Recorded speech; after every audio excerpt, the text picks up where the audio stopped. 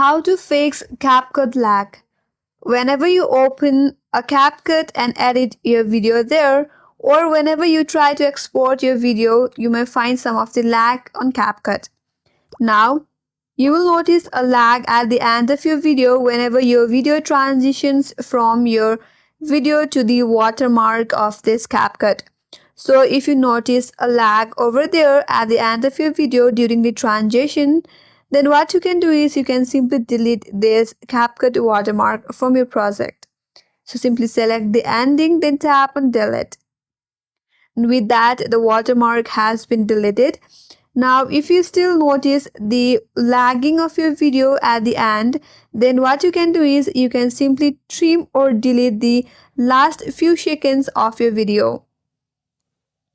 You can delete the last 1 second or half of second of your video by simply splitting and deleting the last part of your video, and this might help you out to remove the lag from your video.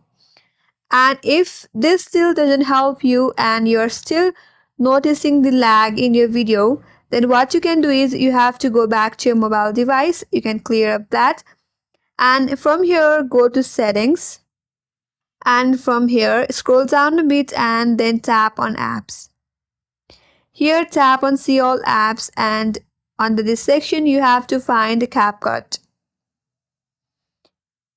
Tap on CapCut, and after that go to storage and cache. From there go ahead and tap on clear cache. This will remove all the junk file of CapCut from your device, which will help you out to fix the CapCut lag.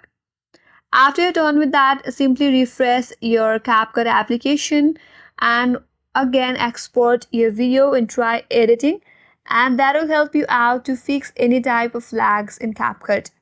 And that's all for today's video. Hope this video helped you, and make sure to subscribe, like, comment and hit the notification bell icon. Thanks for watching, and I will see you in next video.